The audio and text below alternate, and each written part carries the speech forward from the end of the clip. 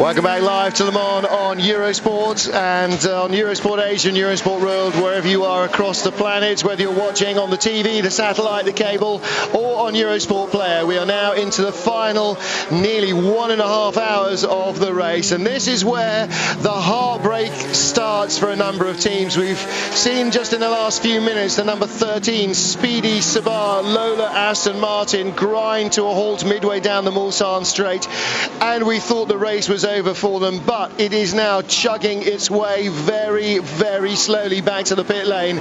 So good morning, Nick Lewis, Dad John, who's celebrating his 63rd birthday today, very tired and grubby as one of the crew of that LMP1 car, and also big brother Joe, little brother Joe and big brother Damien, the family clearly very much involved with Barton Hugh Hayden's family run operation. And here's another car in trouble, Jeremy Shaw.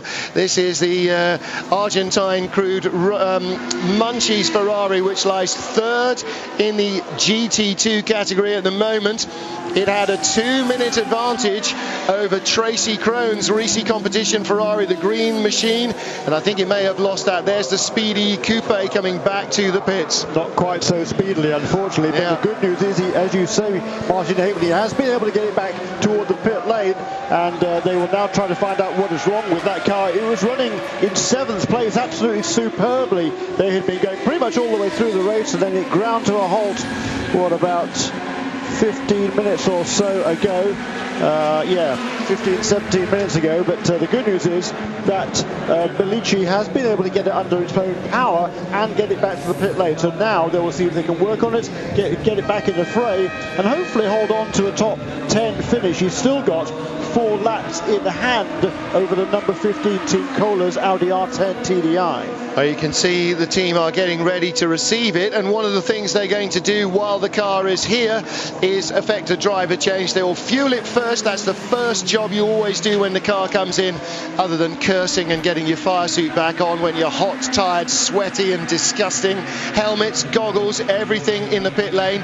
See Brian Till, the pit reporters for Speed Television Network in the States there, waiting to report on this. Andrea Pellicchi is in the car. I thought we saw the driver getting ready. Might have been Nel Jani. Now what they're doing now is wheeling the car back into the garage. This is not because it's a major drama, although it may be, but it's simply because when you're out on the pit apron, you can only have 4 people touching the car at any one time to work on it. In the garage here, you can have any number, and so if there is something major that needs changing, then they will throw it into the garage and get as many people, as many hands on deck. So Nick Lewis, you can probably see your dad and both your brothers at the moment running around in a bit of a panic as they try and hang on to a top 10 finish for this car. That'll be primary. Secondary, of course, is getting the darn thing to the flag in an hour and 35 minutes time. Yeah, there is Nel Jani standing by there with the Red Bull helmet. He's been sponsored by Red Bull for several years, and comparing notes there with Andrea Bellici and find out what that problem is, and hopefully they can get that car back going again. Talking of getting going again, that number 78 Ferrari F430, 3rd place, as you said, Martin, in GT2. They too have got that car back to the pit lane, albeit slowly. And facing that pit lane is this huge crowd gathering and filling out, we reckon, some 260,000 souls in this place over the weekend. Most of them hot, tired, smelly, and like the RML Lola Mazda's engine, piston broke will be the total sum up of their weekend, I'm afraid.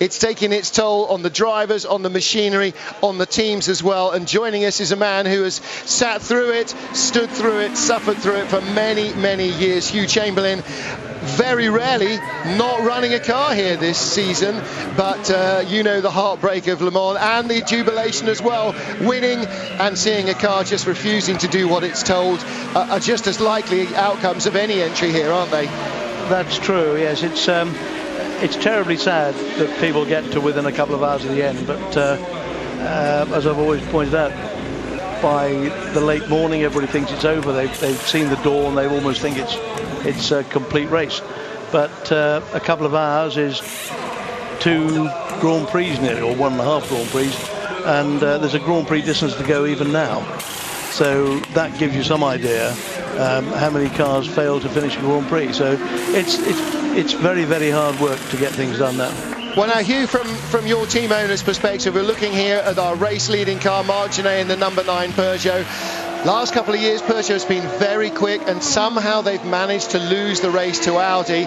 Looks like this year they had the right car again, but this time the difference, I feel, is that they are actually on top of what they're doing. They really know how to run the race team, and I think they've learned how to win Le Mans. Would you see that too? Well, if you'd asked me that yesterday afternoon, I would have said they're going to do it again. They're going to fail dismally because that mess in the pit lane was quite extraordinary for a professional team. It'd have been bad for a privateer never having done a race at Snetterton before. But to come here with the sort of motor cars and the backup and the budget and make a mess of things like that, you'd have said Audi are going to come 1, 2, 3, 4, 5. However, it's changed completely. Audi have had problems with their cars the first time that I can remember. Now, I'm not suggesting for a moment that we have that I know why or why not, but certainly they've had a problem, and it would appear that it's a mechanical. They're all different mechanical problems. There's overheating, there's problem with the rear brakes, there's problem with this and that, the other. Certainly the engines have been getting very, very warm. So that is a very rare thing for the Audi organisation to have, and it's coincided with the guys from Peugeot. Perhaps it is that as a result of the mess in the pit lane yesterday afternoon, somebody said, just a minute, we are going to do it exactly the same thing again. And somebody waved a big stick and said, this is not going to happen, is it? Somebody saw that the rifle had a bead on their foot and moved it away. Absolutely. No, I think you're absolutely right. When we saw that happening, we thought, oh no, really, this is just not going to happen to them again. And I think you're right. I think that shock sent a little tremor through them all, and suddenly I think they snapped into life, and they then started making sensible pit calls and really getting on top of their game for the first time ever here at Le Mans. There was a wonderful moment, which might in fact have been the defining moment of the whole thing, when Pescarolo stomped into the place next door and said, look here boys, this is stupid. And I don't know exactly what he said, but basically that was what it was. And it may well have been that was the thing that forced them. Oh really? Do you think we've done something wrong? But anyway, they certainly got together now. It was silly, but it's just one of those things that happens, isn't it? I mean, you don't plan for it. It's not something you can plan for. It's just a stupid thing. But I think that the Peugeot team have really done an excellent job all weekend. They've had a great game plan. They've stuck to it. And apart from that one little hiccup, which was just sort of one of them stupid little things, excellent job all around, I think. Oh, sure, yes. Right, let's get down to pit lane, catch up with Olivier Panis. Olivier Panis, the situation is very, very hot will be very hot in the next 1.5 hours. How is the situation? How do you see it? Well, I mean, I think we did a fantastic job, all of the team. The driver be very solid. I mean, now we fight with the Peugeot. It's not the same match, but if we're doing well, maybe we manage to keep this 5th place. I think it's pretty good, but 5th and 6th for us is like a victory. How many pit stops are left on your side? It was we have 3 pit stops left. I think Peugeot did the same because it's a more consumption of us. I think we're on the same target. For next year, are you going to be in Le Mans or not? If the rule is changed and we have the equality of for diesel engine and petrol engine, for sure I was in Le Mans. I'm in Le Mans next year, but if it's not, I don't think so, because for me, I mean, the fight 10 seconds behind the best car, for me, is too hard and too difficult. Thank you, and good luck for the end of the race. Thank you. I think Olivier Panis, Hugh, is probably summing up what an awful lot of racing drivers want. All they want is a fair break. You know, give a sucker an even break and we'll go out there and race anybody and anything. But tie one hand behind our back and give somebody else a racing advantage. And actually, do you know what? I think I can think of better things to do than just have it handed to me on a plate. Yeah, I think that's probably true, but to say they want an even break is not quite the same. They want an advantage. Everyone wants an advantage, but they'll settle for an even break. That's true. They would, yes. So the car, of course, in 5th place, car number 11, the remaining Oreca run chassis with its AIM engine. Sayela Yari is at the wheel of that car. He's 5th. Lola Aston Martin, Stefan Mucker 4th. Behind the Audi of Tom Christensen and the lead Peugeots. Marc Genet ahead of Sebastian Bourdais. Welcome live to Le Mans on Eurosport. We're into the final hour and a half of the great race 2009. Looking at the Lola Aston Martin 007, Stefan Mucker currently running in 4th place. Chassis built by Lola Cars in Huntingdon with a production-based V12 Aston Martin engine running for the first time with direct injection on the car. We're joined by team owner Hugh Chamberlain. Hugh, bringing in a brand new tweak on an engine that you've never raced before for Le Mans, that's got to be a bit of a punt. They must have been pretty darn sure they knew what they were up to, mustn't they? Yeah, it scares me to death. We've had guys, and we've said to them, please do not touch our engine, it is running perfectly. And when you come to Le Mans, you find they put some new bits on it. You think, oh dear, oh dear, oh dear, that's exactly what we asked you not to do. Why did you do it? It makes it better. Really. The fact that it lasts only an hour and a half is a different question, but no, it is a, I can't believe it's a big punt. I can't believe they didn't know exactly what was happening. They've had that running for an awfully long time. Going back to what we said before, guys will not go out if they have equal cars to everybody else. They want an advantage. And I'm absolutely certain that Dave Richards knew jolly well what he was doing by putting that on. He must have had some engineers strung up by various parts of their anatomy to say, look, is this going to work? And they knew jolly well it was going to be okay. Absolutely. He doesn't make rash decisions. No. Like, oh yeah, go on, let's give it a shot. Let's give it a go. Why not? No. I think the most rash decision, the whole thing was, right, let's form Aston Martin Racing, let's find some backing, let's go to Le Mans in the 50th anniversary of Aston's win in 1959, even though we may not be ready. I think that was the gamble. Once that decision was taken, the delegation and the team that he's got there at Aston Martin Racing and ProDrive, I think pretty much guaranteed that the car would be good. But good and getting it to the finish as the best of the petrol engine cars is two completely different things, isn't it? Oh, for sure. But you have an engine which was basically the same as the GT1 engine, which has been bomb-proof in GT1 for a number of years now.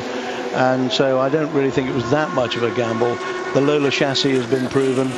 The engine was pretty well, I mean, not saying it's the same engine because it obviously isn't, but it's effectively the same. It's not precisely the same spec, but it's based the same motor.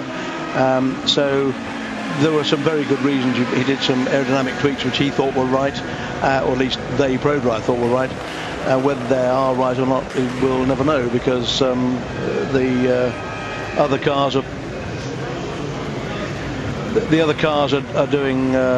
are going very well, but it's not a back-to-back, and the quality of driver and preparation and the money available has been different. So they've done extremely well, let's be fair about it. Here you can see the blue nose of the Oreca Cagliari just putting a lap on Christoph Tanser. Now, remember back 4 or 5 hours, those two were battling wheel to wheel for 5th place, and that's the 007. Little mistake there. Just as we're going down to speak to Stefan Mucker, he's lost it in the Dunlop chicane, the first corner on the track.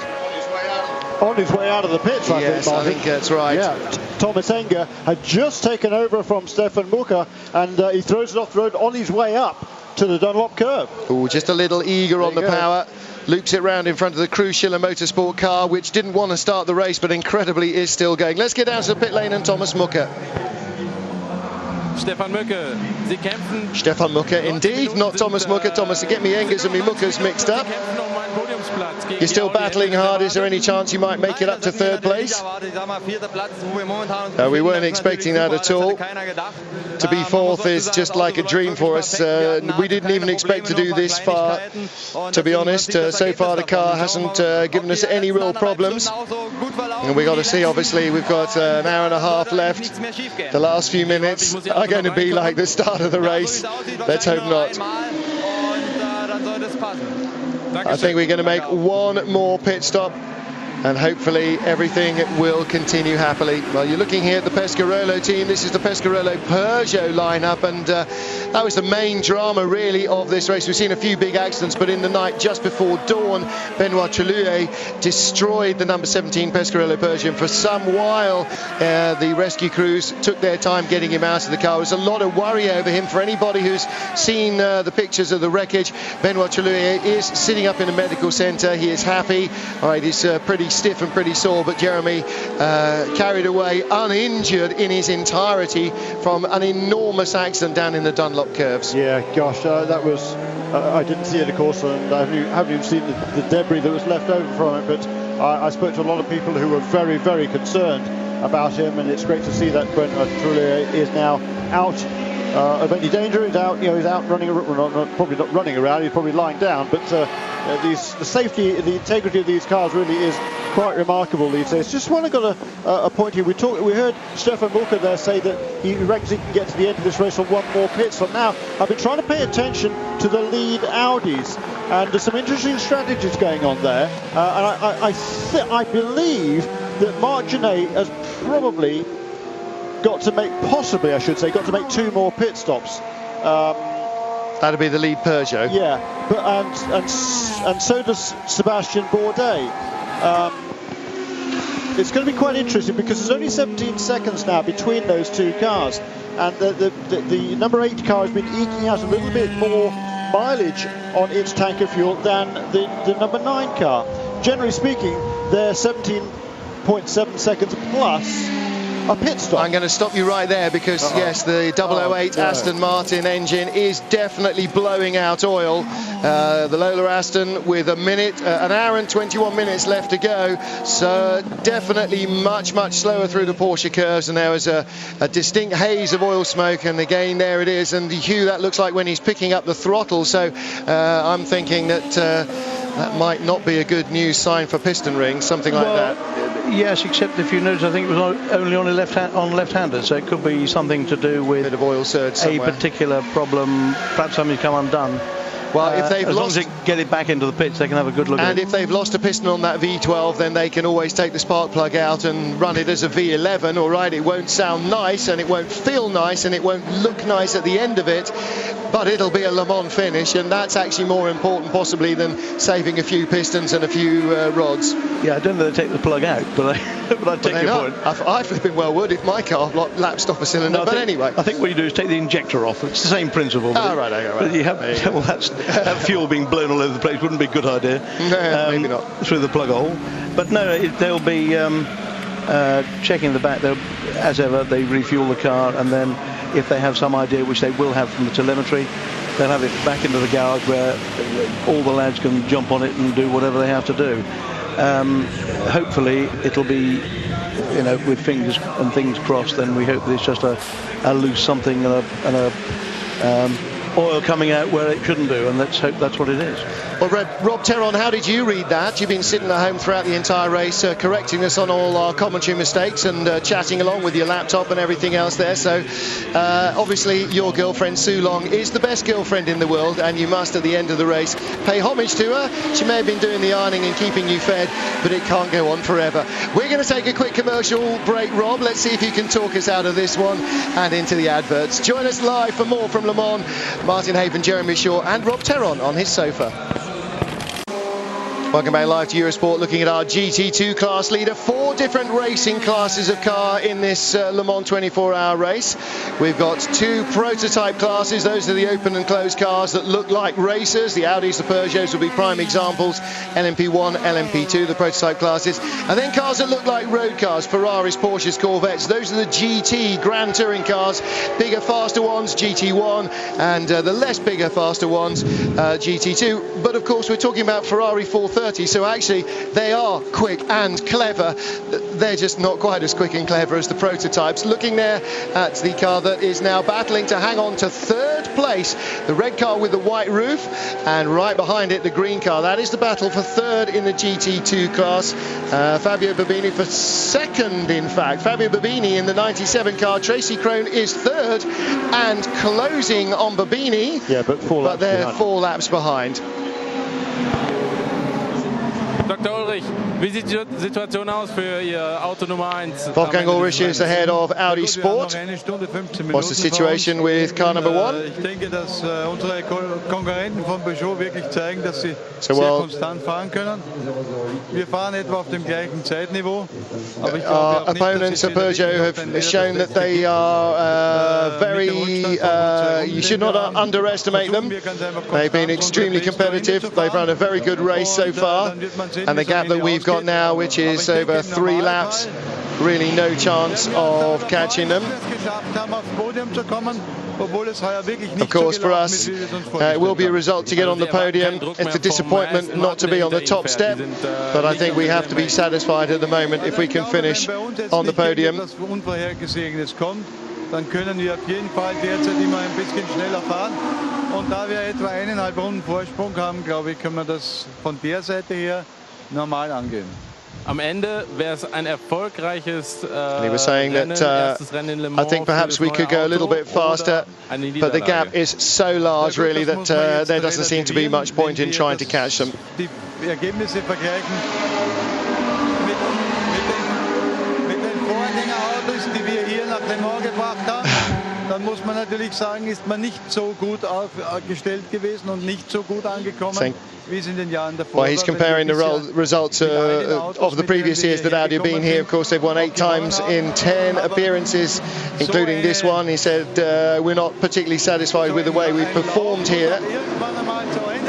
But he said, you know, this is motor racing, and when you have a run of wins, of course, you know that sooner or later it will come to an end, and it's a shame that it does, but I think we've showed that we've got potential still to win Le Mans. Well, I think there's a little question of that. The car, oh my goodness me, that's the Team Go car that is second in the LMP prototype class, or was. It now will not finish the race. Of that there can be little doubt, and if you don't cross the checkered flag, you cannot be classified as a finisher. Now, that's not the first time that car has gone off at that chicane. Before now, he's run through the gravel, but oh boy, that didn't show any signs of slowing down at all. He was clearly locked up on the brakes. You can see big stripes going into what remains of that first time wall across the road, and Hugh Chamberlain, that's the sort of picture when you're in the pits, when it flashes up on the screen, that just gives you that sick feeling in the stomach. It does indeed. I mean, just I know the guys in that team very well, and oh my word, that's a big accident under braking. The car just turned left and then continued to destroy itself afterwards. It's an awful thing to be watching as a team manager, and you know, it's the only good thing one can say is that these sort of motor cars are extremely strong these days, and as with the Peugeot earlier, that actually probably looks worse than it was because of the fiberglass, the carbon, I beg your pardon, coming off. But yes, as a team manager, it's not a happy sight.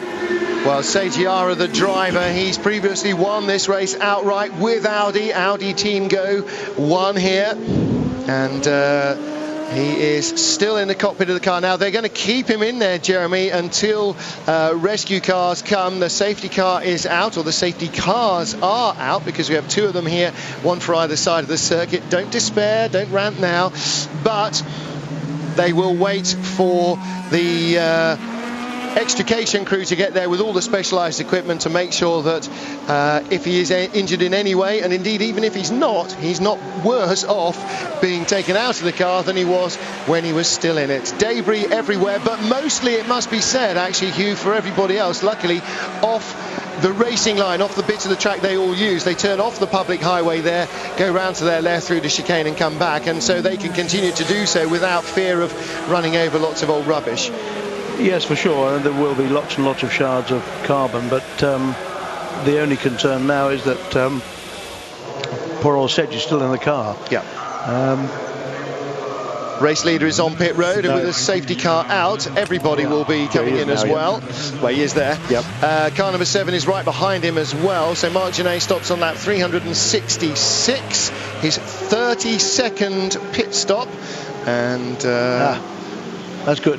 Yes, that's exactly what everybody wanted to see. Well, he's not only okay, but he's got out under his own steam, which means he was fully conscious and cognizant when the doctor got to him. Otherwise, he certainly would not have let him get out.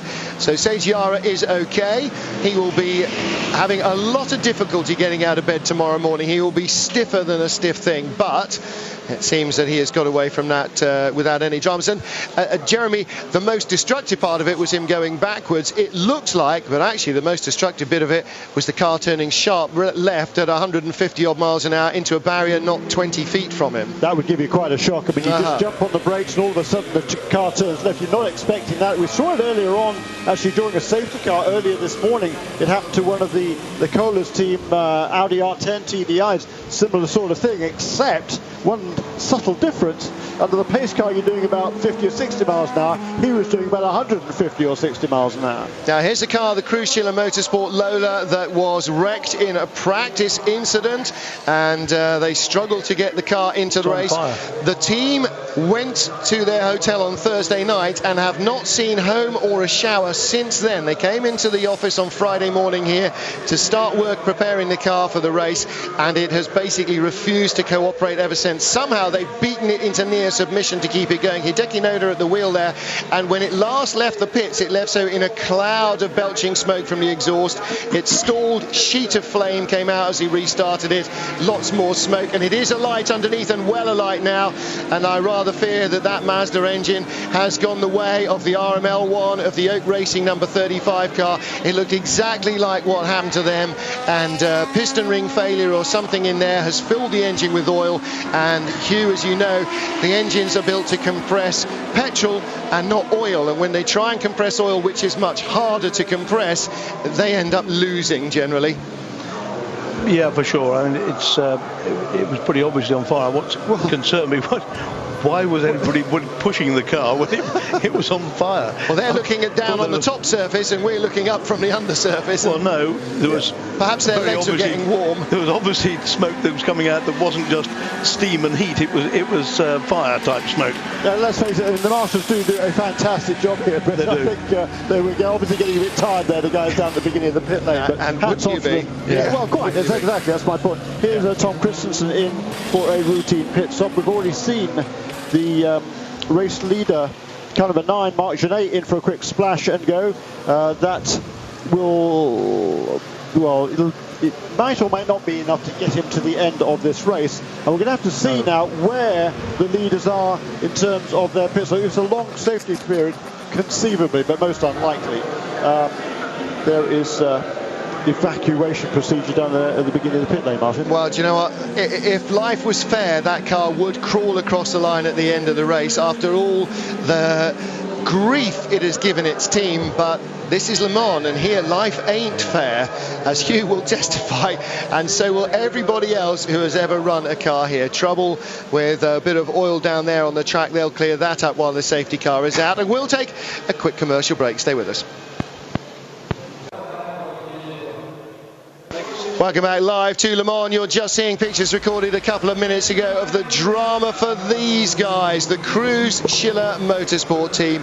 They came into Le Mans to the circuit on Friday morning. They worked all through Friday night to Saturday morning to get the car out for morning warm-up. It misbehaved. They set to again to get it out onto the grid, and since 3 o'clock yesterday afternoon, it has continued to petulantly refuse to work properly. And now, with an hour and 5 minutes left in the race, the final crushing blow as it comes into the pit road, just a couple of 100 meters from where they are, they cannot get to it as it sets light to itself in a final fit of peak. Liz, it's just a heartbreaking race. It is, and this team just does not have good luck. They had trouble last year, they've had a lot of trouble this year. Now a fire in the car, that's the last thing that you want to have. It does so much destruction. I've been that driver before that's had the big fire in the car, and it's just the worst thing ever, especially when you sort of feel like you're going to make it, you know, and at the last minute, that is the final straw, and there's no way around that. It's not like a broken part in the car where you can think, well, maybe I can get it back. Once there's a proper fire in the car, that's it. It's game over. Well, do you know what? Jean de Portales is not giving up on that. Maybe it's not been as big as we thought. Oh, Hideki Noda, rather, yeah, Hideki Noda. Jean de Portales. Hideki Noda, of course, suffering with food poisoning here as well. The car wrecked in qualifying. Jean de Portales was knocked off in the rain. Car was really wrecked.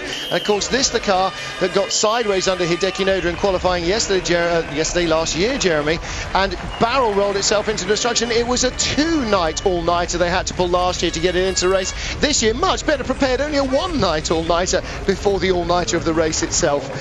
There has to be an award for something like that. But you know what? 2 years in a row. That is absolutely amazing what these guys have done. No matter what else they do, they have got to bring that car back here next year and bring John Cleese with a branch to whip it until it actually gets into the race and does what it's told, because it must not win. Those guys, it's being pushed down pit road now, the fire is out, and the crew, one last time are going to try and persuade it to finish Le Mans 2009. Now see, I didn't realize it was on pit road. Now that's a whole nother ball game, because that means they can work on it. Yep. They've still got an hour. Yeah. If it's not done too much damage, which it hadn't sort of engulfed the entire back of the car, which is quite an important thing, if they can stop the flame while it's still down below, before it's sort of encased all of the electrical equipment, then there's still hope. It's once it's toasted everything within the car, there's nothing you can do but rebuild. The problem is, where did the fire come from? Exactly. What damage was that caused it? What damage has it done? I mean, the first thing you're going to have to do is get an airline and blow all the extinguishers off and look for leaks. I mean,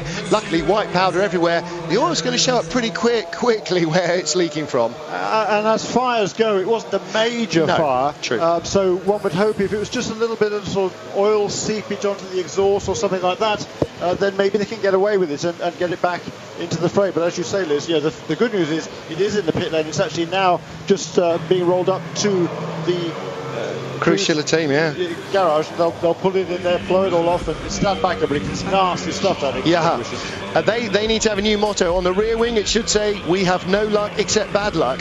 Because, boy, these guys work for a living. I don't know what they're being paid, but it isn't half enough, even if it's fortunes. You can see there, it's basically spread its guts all over the Mulsanne Strait, and that's what I fear, that actually it's been trying to compress oil that's been leaking through the system, blown through the piston rings or whatever, and I rather feel, in fact, that is probably like the RML car, like the 35 Pescarolo Mazda. I think that is another Mazda engine, unfortunately, that has succumbed to the rigours of Le Mans, and they have been having trouble all the way through the year with all the turbocharged engines in this LMP2 category, because the fuel does not seem to be able to sustain the pressure in the cylinders that turbocharged engines generate. Here's Rob Bell, and in his Ferrari was up in the top 3 in the GT2 class. In fact, we'll have to catch up with how far they have gone to, because they might be looking towards the top.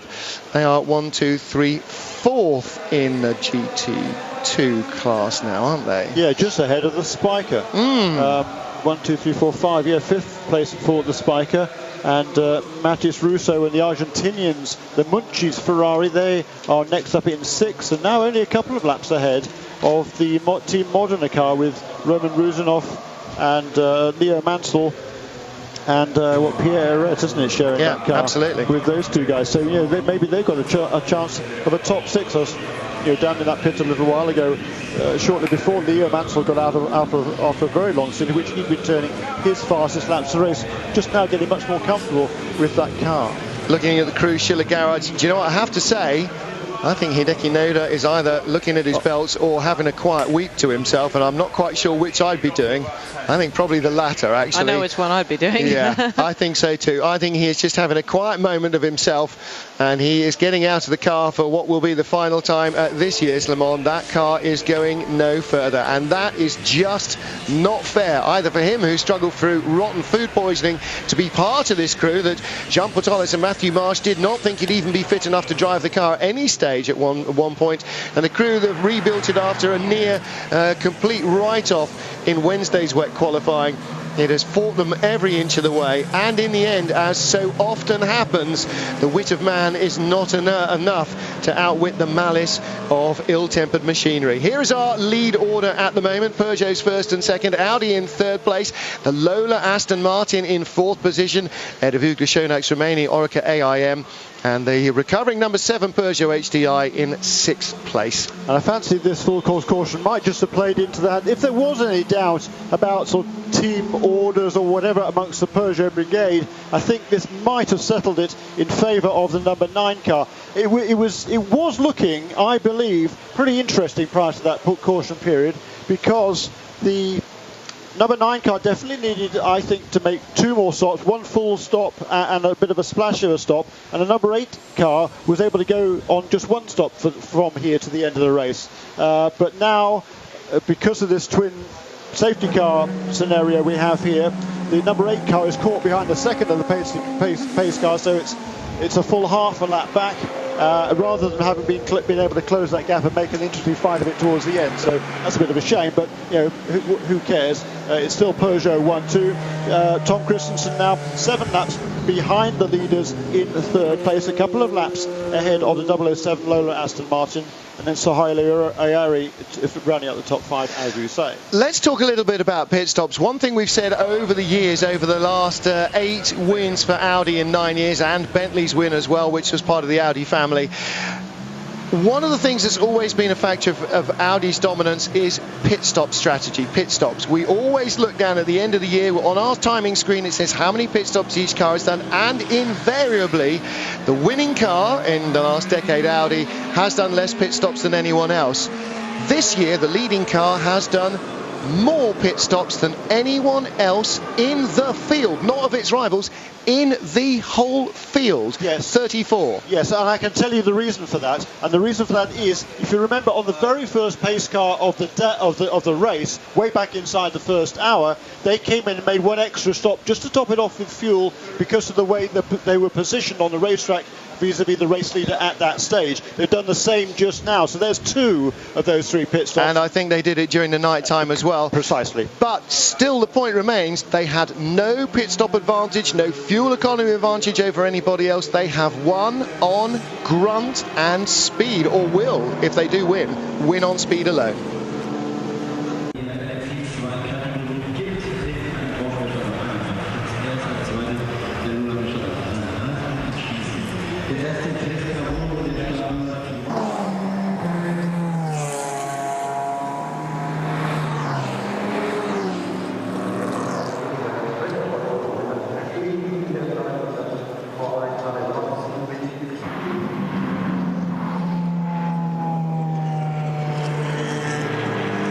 Welcome back live to Le Mans. Let's hear now from Hideki Noda down at Crucial Motorsport. And you fixed the car again and again, and now 1 hour before the end of the race is over. Horrible.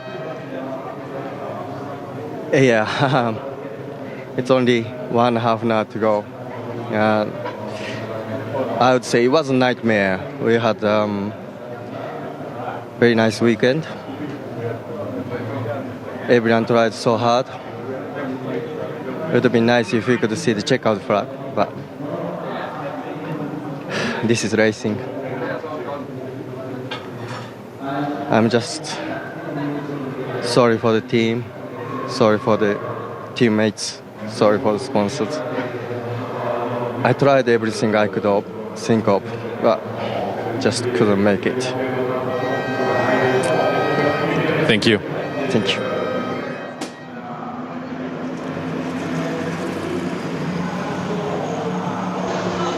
Well, that pretty much sums up everything that the spirit of Le Mans is about: the heartbreak, the triumph, the agony and the ecstasy. And Jeremy and Liz, Liz is a driver.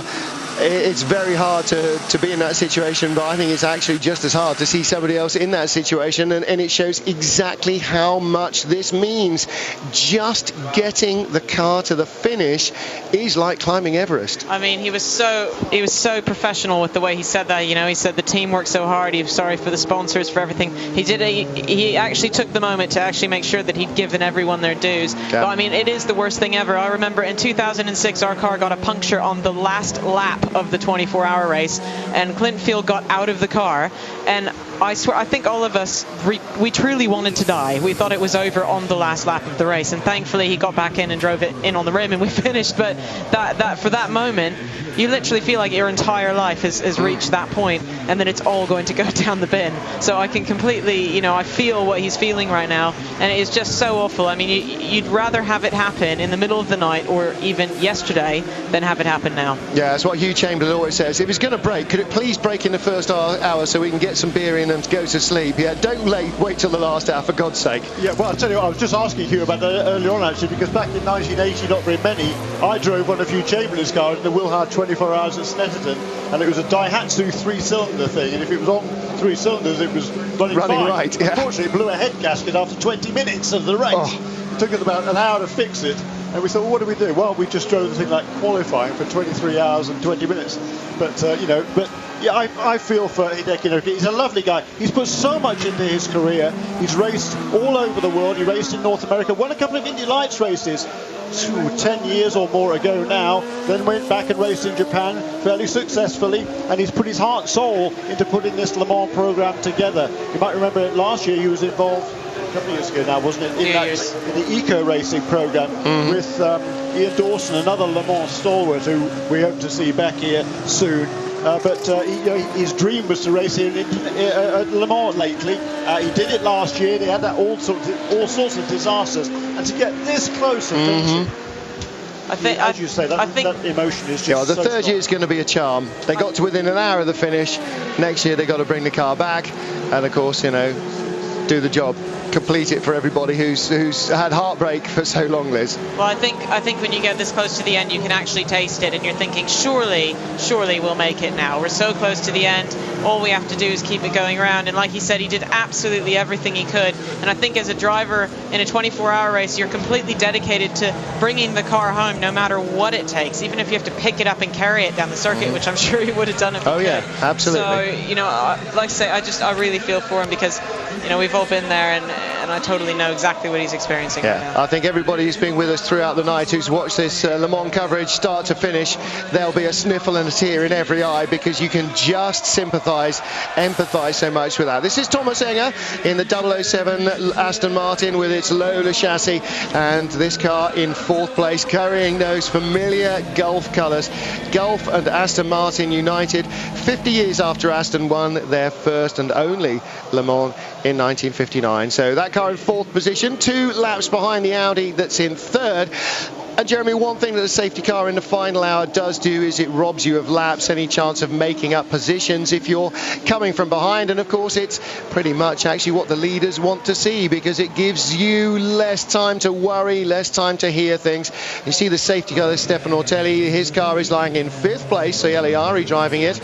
And they are 4 laps behind the Lola Aston, so they're not going to catch it. But, again, everybody's watched what's happened to the Cruz Schiller car, and nobody wants it to happen to them. Now, this car was in the pit lane a few minutes ago with all the bodywork off, and that smoke is actually because he's going over the quick dry that's been used to cover the oil, and he obviously hasn't really seen it. It's not smoke from his car, it's just dust coming up from the track. Yeah, well, that car did make a fairly lengthy pit stop. They had both bodywork from both ends of the car. I presumed that they were just sort of checking everything over. They got a huge lead now over the 2nd place car with the retirement of Seiji Ara and a Navy Team Go Porsche RS Spider. They've now got 15 laps in hand over the number 33 Speedy Racing Team Seba Automotive Lola Judd, that is in 2nd place in that class. Just I think a note, you just said the 007 Aston Martin in the pits, routine pit stop there, top it up with fuel. They can probably get to the end of the race now with that tank of fuel, which will not probably be the case with the race leaders. So good opportunity there for the Lola Aston guys to top off with fuel. Spare a thought though for the sister car, the 008 car. Darren Turner drove it last. It's been in the pits, and it's up on the jacks, and whether they'll be able to get it out again to do the token lap at the end, I do not know. And the same goes for that number 13 Speedy Racing, or the Seba Automotive Lola Aston, the year-old car of Andrea Bellicia. That too is still in the garage. I think we're going to go now for an interview with Patrick Dempsey. Yeah, we're almost finished. We got a long way to go yet, so we can't quite celebrate until we cross the checker flag there. But it's been an extraordinary race. So much fun, an emotional roller coaster ride. It's hard to put into words what this means. I'm just so grateful for the opportunity. I'm really thrilled for the fundraising that has happened, and I got to thank the team, all our sponsors who got us here. It's just an extraordinary race, and to be a part of it is fantastic. Good last stands. Enjoy. Patrick Dempsey from Grey's Anatomy, and Jeremy, you know him from the States, and Liz as well. He is just a dyed-in-the-wool car nut. Everybody knows of Jay Leno's affection for everything that's got a motor, and preferably a really big motor. And Dempsey, I think, is pretty much cast from the same die as well. He just loves racing. He does as much racing as he possibly can, and the chance to come to Le Mans here was absolutely not to be turned down. And like everybody else who's come for the first time, he's just been totally blown away by the experience. And what a great honour for him to get to finish the Le Mans 24 hours. They're about to put him back in the car. They've, of course, had to carry on for so long in this race with just 2 drivers, having Don Kitch come down with an illness. So what an experience for your first Le Mans to have to do so many stints. And he's just the absolute professional, thanking the sponsors, doing his best. He's just loved every minute of it. And and I truly hope for them that he will make it through the checkered flag, and what an honour. He was having a hard time sleeping when he got out of the car last night. That adrenaline was still pumping. He was so excited to finish his first triple stint it was here, and I think, I'll tell you what, he'll sleep tonight. Yeah, well, do you know what? I think he's going to have a hard time sleeping tonight, because all the things that happened to him at Le Mans, Liz, you've been through them, Place des Jacobins, you know, the long drag through the day, getting the car scrutineered, through qualifying, all the wet weather on Wednesday. Then the madness of Friday night in the centre of town, the drivers' parade, that will have come as an eye-opener to him. He doesn't even know what happens when the cars cross the finish line here. He doesn't know he's going to be buried in a sea of humanity. I mean, he won't even care that they are 9th or 10th overall. He'll just know, I finished the greatest motor race in the world. I finished at Le Mans, and you know, he drove about half the race. Well, the one thing I will say is it will be incredible for him, but he will sleep, because my first 24-hour race in Bathurst in Australia, I didn't sleep through the whole night from excitement, and I fell asleep on the table the next time that night. So I think when it all sinks in, he's going to pass out. Yeah, but you've always been a classy date. but honestly, like you said, just to finish Le Mans and to be the person crossing the finish flag, just such an honour and such a fantastic moment for him. And of course, they've already, they reckon, earned over $120,000 for the children's hospitals in Seattle, and here a neighbouring charity in France as well. So that's fantastic. They've been sponsored per lap. And Jeremy, just looking at some of the clips of the highlights of some of the drama that's been going. Do you know what? I can't even remember half of that stuff, and the race isn't finished yet. I mean, there's just been so much madness. Yeah, really, the lowlights there, all the incidents that took place during the 24 hours. I'm surprised they were able to get it done in about a minute or so. Well, I think they've had to be pretty selective. Let's go for drama category A. You know, in the most distracting drama category, the nominees were, and you just saw them. You know, there's many more, and of course behind the scenes there's just as many that are happening in the garage and are going on at the moment. The Crucial Motorsport car looks like it's out. The 24 Pescarolo Mazda, that's still in a position on the timing sheets, but it looks like it's out. We've got two Aston Martin engined Lola chassis down there.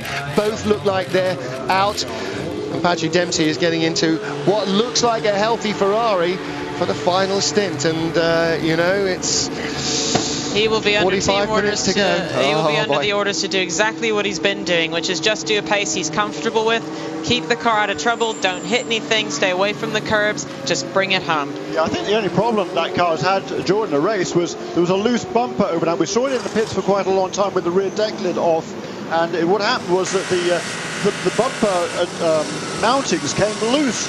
In actual fact, they had to tighten everything up and then send it on the way. It probably cost them about 15 minutes, I think, or so it was at the time. Other than that car has run very, very nicely.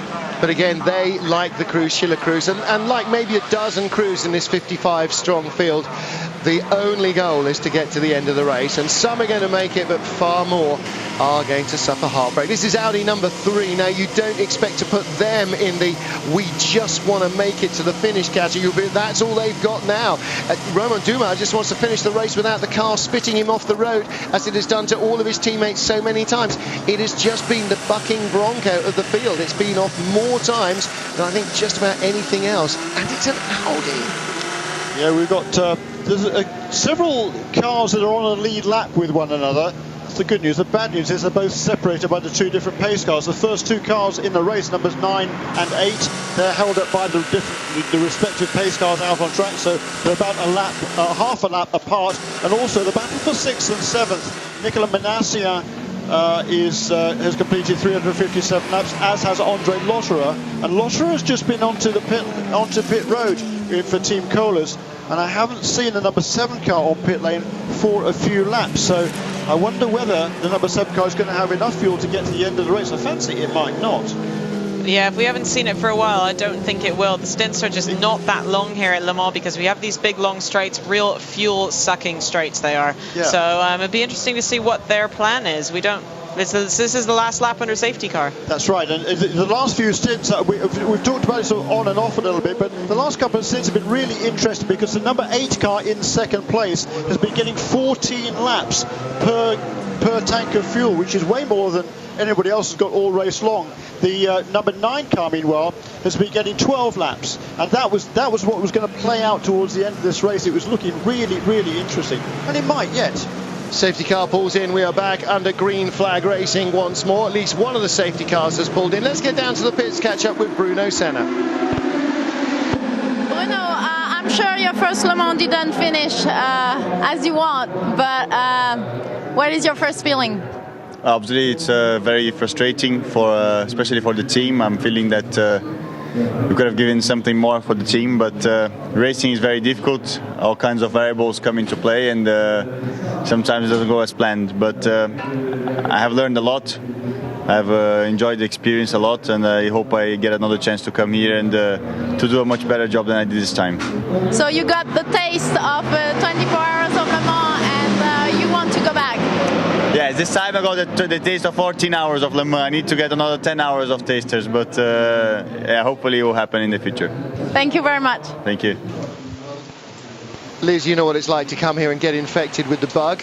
Yeah, absolutely. It's very hard to actually be up here chatting with you guys and not be down there in a car. Much as I have enjoyed my time with Eurosport, it is very hard to not be down there. It's just once you've experienced Le Mans, I think all you want to do is do it again, and really the rest of the year is just waiting until you can get back to Le Mans. So yeah, anybody who's not finished, that's all they want to do is come back to do it. And you know, I think for first-time drivers to finish their first time is very, very rare.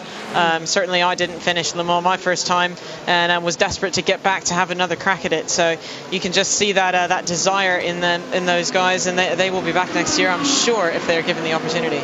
Yeah, absolutely right. Now then, here is the number 7 Peugeot of Nicolas Minassian. Behind him is the delayed number 3 Audi of Romain Dumas, and the third Peugeot in the queue is that 8 or 9. Let's see him sweep by us. Well, you know, gee, would the cameraman not follow the lead car, possibly? Apparently not. Can't have everything, Jeremy, can you? What nationality is the lead car? French. Where are we? In France. Oh. So why would the cameraman, who's also French, not follow it? There he is. That is Marc Genet back at the wheel of the lead car, or still at the wheel of the lead car. And I think that he will probably stay there right till the end of the race. There's only 39 minutes remaining. We're going to take a quick commercial break. Do not go away. We may not be done with the drama yet. Audi aren't going to catch Peugeot on speed. It's not going to rain. But stay with us. We'll be back for the conclusion of the 24 Hours of Le Mans 2009. Sarah Pass, do not adjust your dial.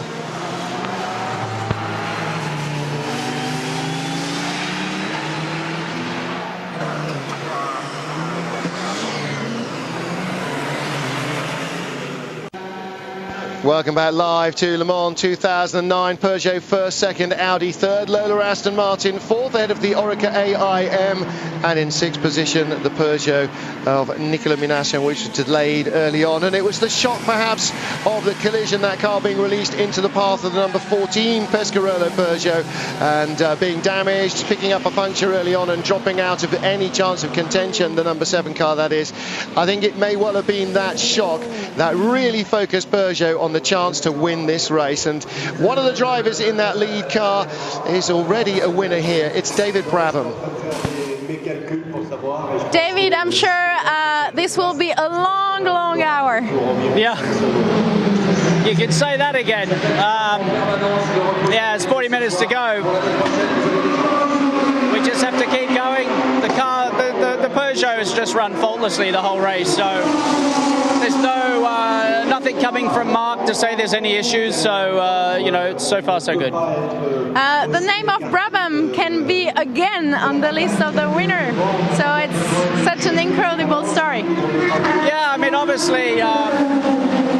It was 16 years ago when my brother won for Peugeot here, and you know, that was a fantastic time for us as a family. And you know, it's like I said, 16 years ago, and also for my father. Yeah, it's 50 years ago when he won the World Championship in '59. So it's a big year for the Brabham family. We cross finger to get the Brabham family again on the list, and we congratulations, because that was anyway a very good race. Thank you. And of course Blackjack, also a Le Mans winner in his own right. So father and 2 of the sons potentially, well, already have won Le Mans, but there's a potential now for David, who won in the IMSA class with a TWR Jaguar XJ220, to stand on the top step. the first time the names are called out as the overall winner, the outright winner here at Le Mans. 34 minutes away, we're waiting for fuel for the number 8 car, and Jeremy, if they're even remotely thinking it might be close for number 9, I'm sure they will shuffle him down pit road as well for another few litres just in case. Yeah, absolutely right. They've got plenty of time to do that. What's interesting to me is at about 8 o'clock this morning, the gap between the leading number 9 car and the second place number 8 Peugeot was 1 minute 23.728. Now, at 25 minutes past 2, the gap between the number 9 car and the second place number 8 car is 1 minute 22.944 seconds. So within about half a second of what it was, 6 hours ago. Now, the man who's driving the car, Marc Genet, former Grand Prix driver, of course. We know his brother Geordie as well. And as far as I can tell, if that number 9 car crosses the line, not only will David Brabham become the 3rd member of his family to win the race, but Marc Genet will become the first Spaniard to win Le Mans outright. Outright, yes. Because last year, I think Antonio Garcia was one of the first to be on to win a class, I believe. Yeah, I think you may well be right, but I believe the first Spaniard to win Le Mans outright. And the way Spanish motorsport is going, the way that cars are being received in Spain over the last decade, as opposed to just motorcycles, that is going to put him right across a lot of front pages come Monday morning. So for Genet, it could be a really monumental afternoon, and of course he will be the man, if it makes it, who drives the car across the line. And for Alexander Wurz, well, we spoke to him before the week started. He said, I've been here twice, won my first race. Last year I came again, I was only 5th. I want to bring the average up again. Well, yeah, pretty much he would do with another win. That's 2 out of 3 not being so bad, so that brings the average right up again. So looking here at the number 9 Peugeot, is it coming down pit road with black mirrors? Yes, it is. So coming in Marc Genet for a final stop. Hello chaps, just thought I'd just tell you something very, very interesting little passing comment I've just heard. I just come up in the lift and we're in the ACO building, and one of the senior officials from the ACO was there, and I said, good day for you today, a good day for France. He said, it will be better when they change the position, and we know Peugeot will. Now, that could just be a rumour, but let's watch this space to see if that happens. Now, I'm going to hand back to Liz Halliday. Just before, I want to say thanks guys, thanks Martin and Jeremy and everybody else. We had a really great time, and what a fantastic day's racing we've had. Thank you, Simon. Yes, we certainly have. And yes, absolutely, everybody would like an all-French crew to win. But the real problem with that for Peugeot is how they manage it, because there's only 30 minutes left.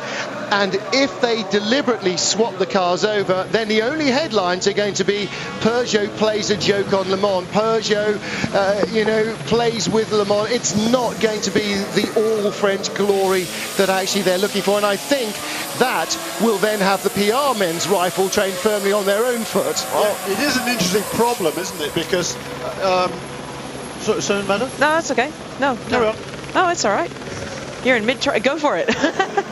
Right, let's play nice, children. Let's not fall out now. 34 minutes to go, folks. 31 minutes to go, and it could all yet go wrong in the booth. We'll start again. It is an interesting problem, because we talked about it earlier on, didn't it? Because do they want the French car with the all-French crew, or do they want the French car with the multinational driving strength to win the race? I was actually going to say the exact same thing, so it's fine. Well, I think what they don't want is anything to distract from the glory of Peugeot winning Le Mans. In the end, actually, it doesn't matter if the driver's a Martian. They can still put Peugeot vainqueur des 24 du Mans on the back of every Peugeot they sell for the next 12, 24 months. And that's what it's all about. In every newspaper, the French market is important to them, but it's not everything. And they will still have all the French drivers all over the news, all over the media, all over the interview shows. So they still get the mileage, but they don't run the risk of making Le Mans look like their private plaything. And that's what will rankle. I tell you what, if they do that, L'Equipe, the national French sporting newspaper, will not be celebrating. It'll be berating Peugeot. Well, especially this year, they've been saying this is Peugeot's last chance. That's all that everyone's been talking about. And then, there was all the chat about, well, Audi's brought out a new car, and I myself jumped on that bandwagon a bit. I said, oh, well, 3-year-old car, I don't know. But here it is. It looks like they've done it. I mean, let's not count our chickens before they hatch. Just 30 minutes to go, but it's looking extremely unlikely that Peugeot will not be a 1-2 on the podium, and it looks like they've done it. They've basically said, yes, it is our last chance. They've risen to that challenge, and they've done it. We see now the cynical could easily have said to Marc Genet when he came in there for fuel, we've got a high pressure reading, we need to check something, we're not comfortable with the way the intercooler temperatures are or something else, and he said, no, it's okay in the car, no, the telemetry says it's wrong, pull the bodywork off, get him back into the garage, make a big fuss about it. After all, okay, no, it does seem to be okay, off you go. Oh dear, accidentally you seem to have lost the lead.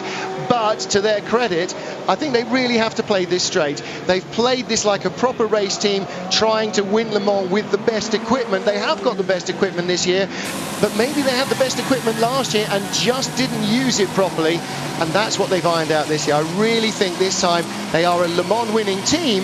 They happen to have a Le Mans winning car in their possession as well. But they took away from what they missed out on last year, I think, and they've practiced hard. They've basically sat down and said, here's what we did wrong at Le Mans last year, here's why we lost to Audi, and they've come back this year and they've raised the bar. They've worked on everything, all their pit stops, everything has been much more ironed out. Granted, we did have the accident with the number 7 car this morning, but really other than that, there's not been any mistakes. It's been a well-oiled machine today. And Mark Cole pointed out earlier on in the weekend that they changed the boss of the whole outfit over the winter as well, from being a marketing man to being a racing man, to being the man that started Peugeot Turbo Sport in the first place in the 80s with Jean Todt, a man who understands racing and rallying, who understands the sport, what it means and how it works. And I think perhaps that has also seen a major sea change. I think Mark was exactly right.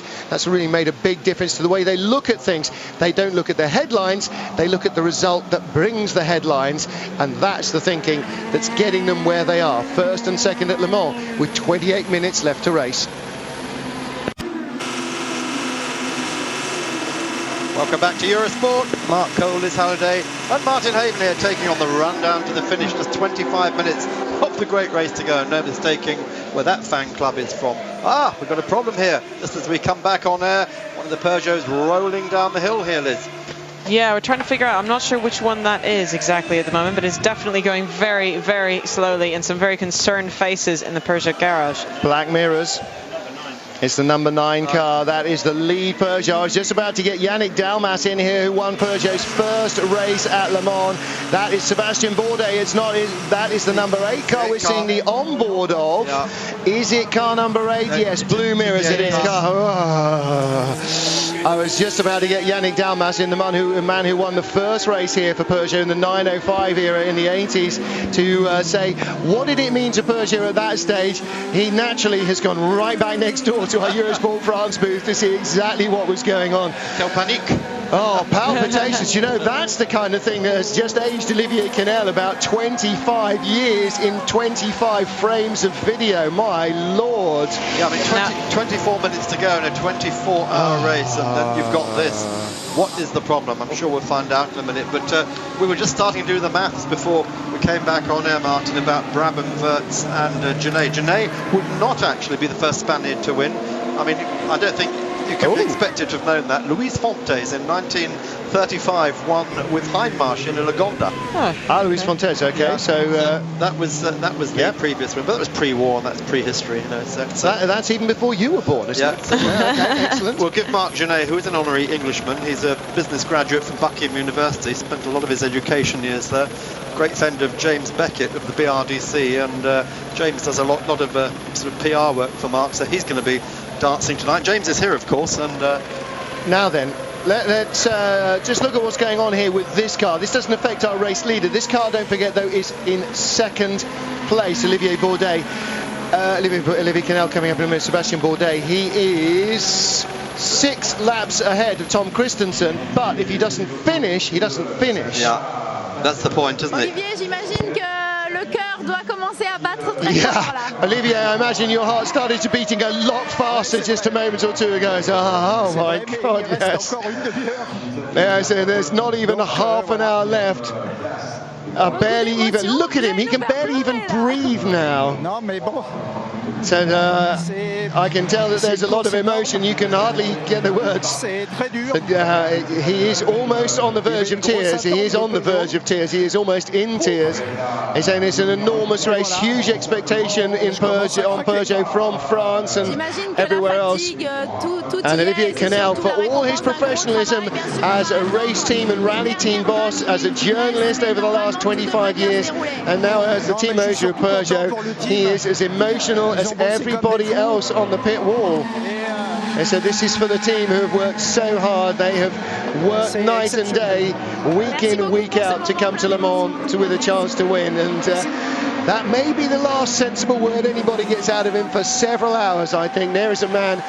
We talked about Hideki Noda, Liz Halliday, the opposite side of the coin, in tears of frustration. And there, Olivier Canel, barring the dark glasses, I think you would clearly have seen, you know, right on the brink of tears with just exhilaration, relief, and who knows what else. Well, rightly so there. I mean, we're less than half an hour to the end of this race. Surely the gods that be will let the cars go through is what he'll be thinking right now. And now he's got a slow-moving car on the circuit. It is still moving, which is a good sign. There is a fairly large gap between the Audi and the Peugeot, but you can guarantee that Audi will turn it up as much as they can now. Okay, hang on a minute. Hang on a minute. He's not worried about that car. Now we see what the thing was. Seabass has been waiting to make it a 1. Sebastian Bourdais was waiting to pick up Nick Minassian and allow Marc Genet to go back in front. Who stopped short of the Ford chicane in the rain last year? Sebastian Bourdais. And we all thought, oh, the car's out. I was wondering why Olivier Canel hadn't mentioned a word about a problem. He wasn't even asked a word about a problem, was he? So that's all that was. Another French scare there. Unless Franck Montagny there waiting for the number 8 car doesn't look perturbed, but that third Peugeot is just not quite in shot yet. Come on, dépêche. All right, he's got 20 minutes to get in shot. They're trying to get the exact distance okay, right, absolutely. Well, they want it all to look nice in the shimmering heat haze. All 3 cars just fanning out across the straight. All 3 lions there on the nose. And yeah, I mean, there's endless photo ops, but the problem is 2 of them are running on Sunday, the other one's still on Saturday. Yeah, well, you see, the photo never lies. That all 3 Peugeots were together, the winning car in front. The photo never lies. Just as you know, Mark, from your Rothmans Porsche PR days. Exactly. You can't beat that photo. 20 minutes to go, and the number 9 car then, Marc Genet, we've mentioned, he's going to be the second ever Spaniard to win the race. Alex Wurz, of course, a winner here in 1976 with the US TWR Porsche squad. He was 1976. That does make him quite old. 1796. That was when it was. With Davy Jones, of course, that's a blast from the past, wasn't it? And that was the car that was supposed to have been a Jaguar, and then it never happened. So TWR sold the chassis to Joest, and they became Joest Porsches, and there we are. That was the car that they took to victory. Then, of course, David Brabham, as you've already mentioned, son of a famous winning family. The family hasn't won the Le Mans 24 Hours 3 times, but it has won at Le Mans 3 times, and that's what the critical thing is. Jack Brabham. Something quite important. We've just seen the Corvette go into the pits. That is our GT1 race leader. Is it going for the show shine, the 100-point detailing? Yes. I think it probably is. There are men all over it, but they've got squirty cans and rags. We just put the theme to car wash on. Getting us worried for a minute there, but just to finish on the Brabham thread, 1968, Jack Brabham won the first and only French Grand Prix to be held on the Bugatti circuit in his own car. Jeff Brabham came back here in 1993 with Peugeot, driving a Christophe Bouchou and Eric Hellery, and gave Peugeot their second ever win here. In modern times, let's be clear about that, because Peugeots and Panhards and etc. had won in early days. And then this year, David Brabham, of course, who is masterminding a lot of driver training schemes in Britain. What a great role model is he's going to become for that. Oh, absolutely, and especially with the whole family line that is now an important part of Le Mans. This is a really, really big day for him. A winner here last year as well in the GT1 class. So this is a huge day for David Brabham. Well, I was sitting chatting to his 14-year-old son, Sam, the other day, and no pressure there, but 3 generations of family to win a Le Mans, you know. Okay, let's get this next dynasty rolling. Well, there is Christophe Peugeot, who joined us in the booth yesterday, a man who could scarcely be more relevant and related to the project if he tried. He's a great grandson, I gather, of the founder of the company. And well, if Olivier Canel is feeling emotional, so too must Christophe, I'm sure. He was very clear yesterday that they don't consider that this is a win or bust. They may well be back next year, win, lose or draw, and that would be great to see them come back and defend their title. But let's get back down to the pit lane once more. From Montagny and Stéphane Sarrazin. Lots of emotions during the team, of course, I imagine. We've had a few problems and all sorts of drama. From saying, I think everybody in the team has worked so hard and everybody is just so keyed up at the moment. It's been a tough weekend. Sebastian Loeb having trouble in the rally, and then Peugeot team having trouble here, big fight as well. Spent a lot of time training and getting ready for the race, physically and also with the car, of course. Working with the engineers, double checking, triple checking everything that we could think of. We had the best car and we've made the best use of it.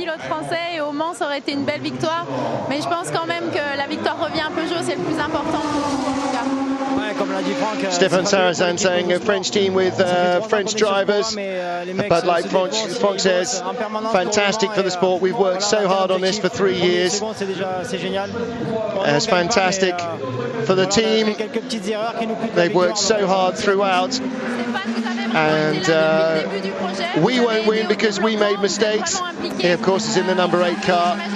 But you've been here since the start of the project. Today is a fantastic day for the whole team. Stéphane Sarrazin saying, no question, it's like the end of a 3-year job. And the engineers, the whole team have just worked fantastically. Well, now a chance to speak to Yannick Dalmas. Yannick, you were the first team in the modern era to win with Peugeot, back with the 905 run by Jean Todt. Tell us on that day what it meant to the team, what it meant to Peugeot. Well, for Peugeot, sorry, the last time for Peugeot it was in 1993, you know, and it was with Jean Todt. Now it's a different person to work on the team. I think the approach, the technical approach, the sports approach was very strong, and Peugeot worked during 3 years to come back to win the race, you know. And I think everybody inside the team today will be very happy, you know. It's a lot of work for the drivers, of course, for the engineers, for the mechanics, for everybody in the team. But in between, during the last 9 years, it was Audi to win the race, you know, and it was a big success for them. And now Peugeot come back during 3 years to win the race. It's nice. When you were on the podium, looking down at the crowd, did you laugh or cry? No, I think I love, but no. It's for me. I look the race like you know. It's was very impressed, but with pleasure. Thank you. Okay. So Yannick Dalmas knows exactly what those guys are going through now. Of course, he's saying for the last 9 years it's been Audi, and it has. Audi and Bentley have won. But when Dalmas and the crew won, they had come off the back of a huge period of domination by your guys, Mark, by the Rothmans Porsche team, by Jaguar, by Sauber, Mercedes, and of course that surprise win of Mazda in 1991. But it had been an era that was dominated by big manufacturer efforts with huge experience. TWR Jaguar, Rothmans Porsche, the Porsche teams, Eurosport, of course, and they came in as guys who had no experience, started from the ground up, and they just worked with what they had and refined it and evolved it into a winning car. And like the team here now, it took them a time to learn the business and then to beat the very best. And let's face it, there was no hollow victory then. It's going to be no hollow victory either here for Peugeot. They beat Audi head on, fair and square, did a better job. Yeah, that programme in 1990, of course, was all designed for Formula One, and Bernie Eccleston was pushing behind it. He was running the World Sports Car Championship at that time. It's a 3-year programme, started in 1990. They self-destructed here in 1990. 2 of the 3 cars caught fire, and the other one broke quite late, which let Mazda through to win. Then came back in the following year, they won, and they said, well, it's a 3-year program, so let's stay with it, and then came back and won again. And it's the 3rd year that Jeff Brabham, of course, won with Boucher and Hallery. But it was Yannick last night I was talking to, and he said, just remember, at Le Mans, you have new programs, it always takes 3 years to win. And that's what Tom Walkinshaw has said. Absolutely, and you know what? The technology moves on, Liz Halliday, but the rules remain the same. I mean, you look at all the great races. Indianapolis would be another fine example. You know, no matter how technical the cars are, you can't just rock up and win it. You need to know it. Yeah, no, I think that's the thing, is that these top races take learning. You must learn how to win them. It's not so much how much technology you have, how good the car is. You need to know how to strategically win it, and that's what Peugeot has done today. And on another note, let's look at the petrol cars here today. We've got a petrol car in 4th place, first time ever at Le Mans, the 007 Lola Aston Martin. That's a huge result for them. Their first time here. Granted, they've had trouble with the other 2 cars, but best of the petrol today. It's sort of, we've deemed it its own subsection, even though it's not really there. But and 5th place with the Eureka car. And 5th place as well. So really a huge result for them, whereas a lot of the petrol cars came in saying, well, we'll be fighting for 7th place. And really, that has not come to be the way it is. Well, in fact, there were, of course, 9 TDI and HDI cars, 4 factory Peugeots, 3 factory Audis, and 2 of the old R10 from last year that were running with the Collins team. So theoretically, even getting into the top 10 could have been an utter nightmare for the petrol cars. But the way this race started, you know, we said at the beginning, Jeremy Shaw said it right, I think this looks more like you know, a heat in the Formula Ford Festival than the start of the 24 Hours of Le Mans, and it absolutely did, and it has carried on in much that vein. I think the drivers have settled down, but the roulette wheel didn't stop spinning at all throughout this 24 hours. 11 minutes to go. Peugeot milking this. This will be the last few minutes. They'll be live across France and across the rest of the world, and these will be the pictures that everybody looks at. And Audi with their 2 remaining cars also in line astern. Now let's just think of a word that's always used in America a lot. If it looks good, it goes good. The Peugeots, there's no, whether you love Peugeot or not, the cars look absolutely stunning this year. Audi, as much as they love them, they do not look great cars, do they? And let that speak for itself. Oh, I don't know. I think they're pretty cool. Personally, I think they look absolutely mega, if I'm being honest. Pretty mixed in here on that. However, I'm not convinced about the front grille. I think it's maybe not been as efficient as they'd hoped and caused them a few problems. But, you know, then again, at Sebring, obviously the car was completely dominant, and that's a very hard race. But it's come here today, and they've had problems. So. This is a racing machine, but it's not a work of art, in my opinion. Peugeot is a work of art. You could put the Peugeot in the Louvre and it wouldn't look out of place. and I wouldn't be at all surprised if they do. Yeah, exactly. I like them both, I think. Well, you know, I think the Peugeot is nothing unusual. It is a good-looking car. The 905 Bis was a good-looking car, but it was nothing unusual. Certainly the Audi, nobody's going to mistake that for any other prototype. Light, dark, painted blue, pink or purple. Everybody's going, oh my God, it's the whale shark again, you know, with those gills, with that extravagant aerodynamics that actually has caused them far more problems than they could possibly have imagined. And that goes back again to lack of racing, not lack of testing. Sure, they've endurance tested everything, didn't find all the problems, mind you, but it's lack of racing. When you're testing at Paul Ricard endlessly, you don't run in turbulence, you don't run in dirt, you don't pick up, you don't get muck in the car, and those are the things that made it fall apart. That's a very good point you've made, Martin, because of course Peugeot went to Spa and they did a full 1,000 kilometres at Spa. Audi chose not to, and you're quite right, that might have been the key to victory. And the Lola Aston Martins, they won on their debut, the first race for Aston Martin Racing. They won in Barcelona. They were not going to Le Mans half-cocked on testing alone. They wanted to know if they could race it, and if they could race it, would it break on them? No and yes was the answer, but it gave them some answers to questions you need answered before you get to Le Mans, not when. It's important as well to have the stresses of racing on the drivers, on the team, on the car, all of that. You know, you cannot simulate that in testing. Much as you'd like to, it can't be done. Everybody will be more relaxed. You need to have that sort of pressure, to work under that pressure, and like you say, to experience the car in the race situation and see if it's going to break. But at least one of the main things of testing is to replicate the lap times relentlessly to make sure that everything does the same. So you give the engineers a database. replicate lap times at Le Mans.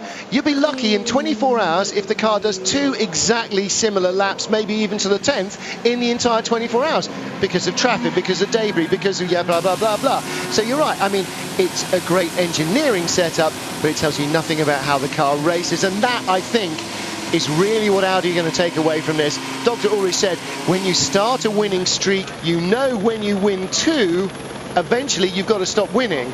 Okay, we won 9, now we stop winning. It's always hard to stop, but all it means is you just start another streak next year. It's still been Audi's decade. We cannot change that. Yeah. They've certainly absolutely dominated Le Mans for the entire decade, and that will be with them forever and ever. But certainly a page has been turned today.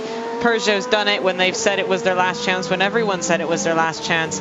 And I think fair dues. I think they were the better racers today. Yeah, they've done, yesterday, obviously. They've done what Porsche did in the 80s and what other teams started doing in the 90s. Very much more mixed in the 90s. But just watching on the screen here, the 2 Astons running together nose to tail. Formation finishes for everybody. The Audis together, the 3 Peugeots. And of course, tomorrow's window sticker Martin in Paris is going to be the cars in front of Peugeots. Well, of course, it will be all over their massive showroom in the Champs-Elysees by tomorrow morning. I guarantee that the window stickers are going on in about, how much have we got? 6 minutes and 46 seconds. In 7 minutes, they will start sticking them up in the showroom window. They will be inside the Champs-Elysees showroom tonight. That number 9 car will be there in the morning as well. That'll be in their Champs-Elysees showroom. No question. Absolutely right. So anybody who's driving home through Paris from Le Mans tomorrow can stop off. Yes, Simon Hill, one of them, can stop off on the Champs-Elysees and go in and kick the tyres. And incidentally, there's the other side of the coin, still grinding out a finish.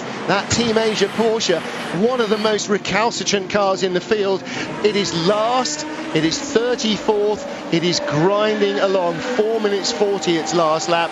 I don't think this will be within 5 minutes of that lap time, but it wants to get to the flag after all the drama. 6 minutes to go, so at the most these cars are going to do 2 more laps after this time, maybe only 1 as they slow the pace down. The marshals will be standing out on the Mulsanne straight, waving their flags, and the race will effectively be over, although you still, as we keep telling everyone, Liz, you still have to take the flag, take the finish to be classified. You do have to take the flag, and you have to take it within a certain amount of time of the finisher going over the flag, and that's an important part. But certainly nobody needs to push that hard now. A lot of these cars we're seeing going very slowly, just looking after the car, cruising through the finish, because they know that no one can pass them. Yeah, the only stipulation, you must finish the last lap within 6 minutes.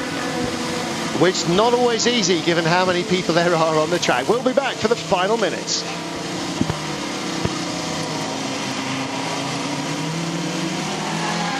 So on board Audi number 3, and this is the second of the R15 TDIs still in the race. 3 of the 4 Peugeot that started the race, the Peugeot diesels, have made it to the end, and ironically it's Henri Pescarolo's car, perhaps the man who gave the most chivying early in the race to get on with the programme. It's his car that suffered a catastrophic accident during the night time. Fortunately, driver Benoit Trullier is okay. Let's just run down the other classes. So we talked a lot about Peugeot and the moment for them, and it is a big moment.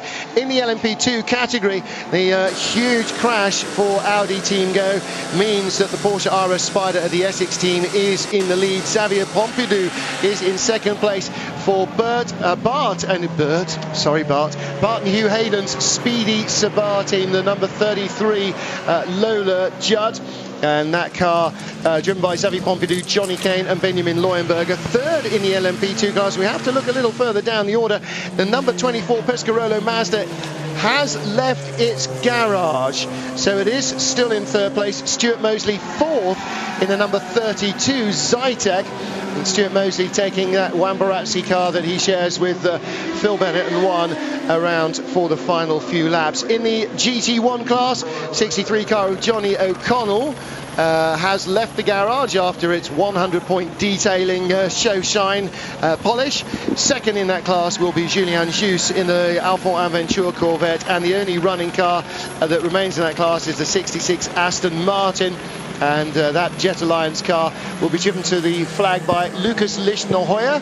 Thomas Gruber and Alex Muller were the co-drivers in that one. I can tell you now, when that car finishes, they'll be swinging on the chandelier. I tell you what, they better not. I'm not sure. Gaffer tape does a lot of things. I'm not sure it will support an entire crew off that chandelier. Final class, of course, is the GT2 class, and the class leader, Jaime Melo, is on the top page, the timing scoring screen. He's in 18th place in the Risi Competizione Ferrari, the red Risi Ferrari, which has been right at the front pretty much from the start. Porsche dominated the early 2 or 3 hours, but faded fast, and Ferrari have come through. Ferrari in second place, Fabio Bobini, the 97 car for Scuderia Italia, and in third place is Tracy Crone in his own Ferrari, the lime green Risi Competizione run car. So for Risi, 2 cars out of 3 on the podium. For Luca Di Montezemolo, who's going to see them home at the finish, the GT2 class, 3 of his customers sweep the podium. He'll be a happy bunny. Yeah, this is huge for Risi today, and really huge for Tracy Crone. Nobody ever would have believed that car could have finished on the podium here, especially in this class of GT2 cars that we've had such a stiff field of competitive professional drivers. We've had a gentleman driver who's worked hard, made his way through with the rest of his crew, and put it on the podium. 2 for Risi on the podium, a big day for them. Can't just give a shout for my local team, for Straka Racing from Silverstone. Nick Leventis is going to bring that car to the finish, sharing it with Peter Hartman, Danny Watts. Great run they've had, their 21st, 14th in LMP1, and they had a few lot of niggling problems. They lost the other generator, of course. We discovered later the LNT generator went out a fire that had been caused by a fuel hose getting too close to the turbo. So that was that. The car wasn't wrecked, it's in part firme, it is salvageable. Nick Venasio, Marc Genet waving to the crowd. Just about everybody here with a lion on their shirt. Not 3, just 1 lion on their shirt. Celebrating on their back, on their hats, wherever it is. Making the most of these moments for Peugeot. And for the huge French crowd here, we always think of it as a British race. It is Britain's biggest race, but it's also France's biggest race, bar none.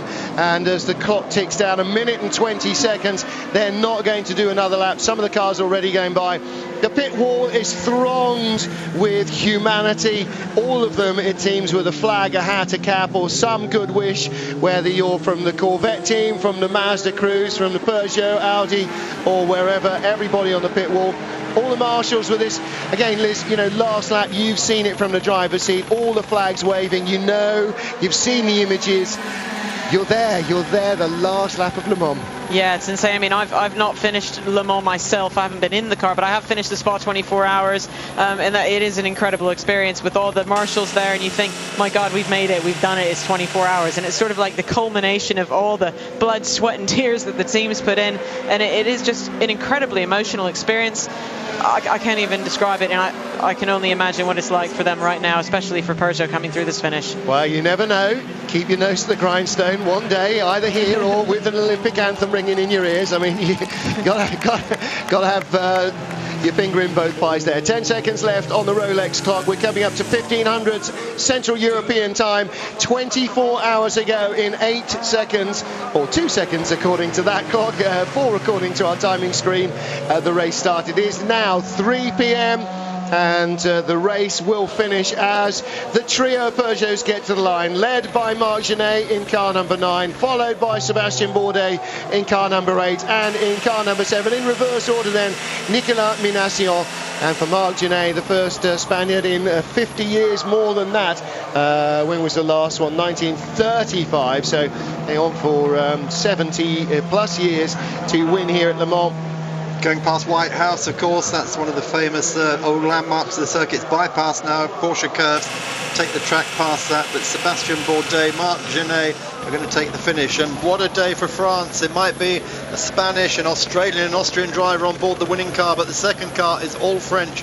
And all that the crowd is interested in is that their beloved Peugeot is going to be 1-2. The car is still the French, the French make, and I think that is the primary thing. It is still a French win today here in Le Mans, France. And I think, you know, that's a nice little touch. The other two are not taking centre stage, not hogging the spotlight. They are letting the winning car take the plaudits.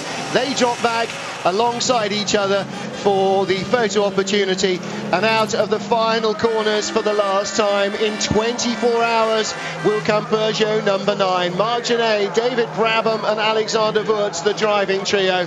And for Peugeot, it's better than they might have hoped. Coming here against Audi, who have won 8 of the last 10 races, 9 if you count the victory for Bentley, and have dominated the last decade. Peugeot have tried and tried again, and it is a third time lucky charm. Peugeot win at Le Mans. Peugeot first and second at Le Mans. Marc Genet and Sebastien Bourdais arrive at the finish line after 24 grueling, topsy-turvy hours of motor racing, to jubilant exultation from the French crowd.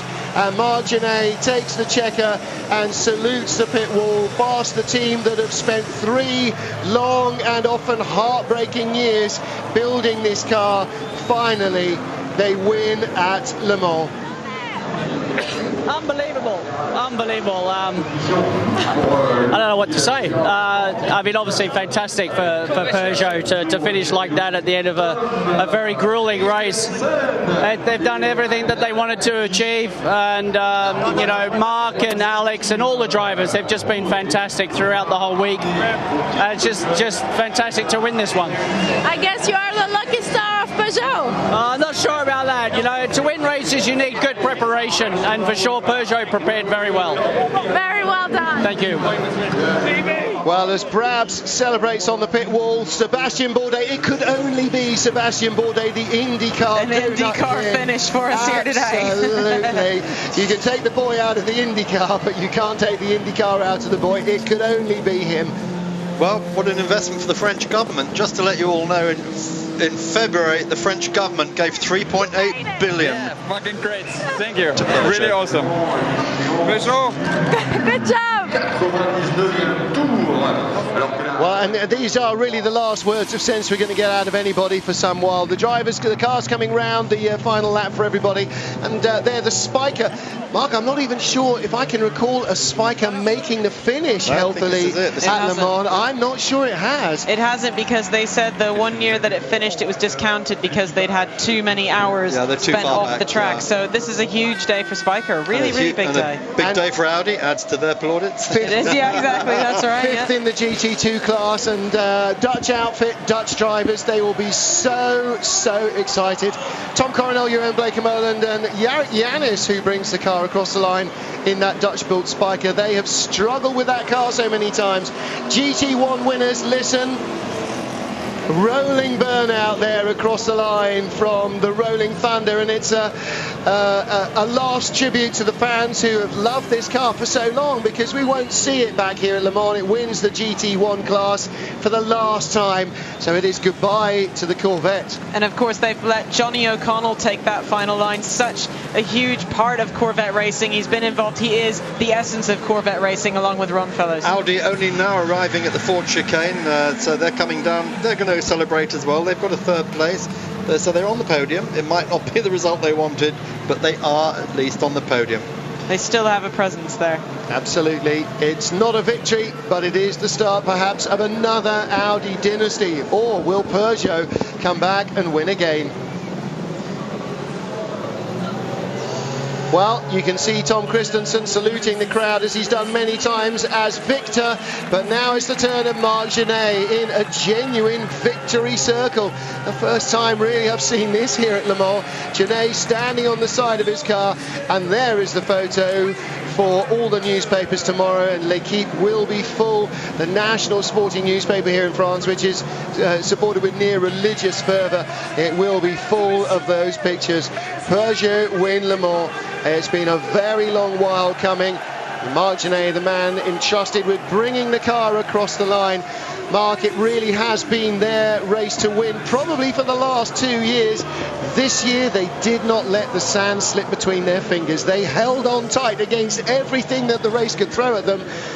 And luck was on their side, preparation, planning and everything else. Mark and the others drove superbly. Remember, it was Marc Genet last year in the test day who had that enormous accident down at Porsche Curves, and he really has paid them back in full for that car that was wrecked now.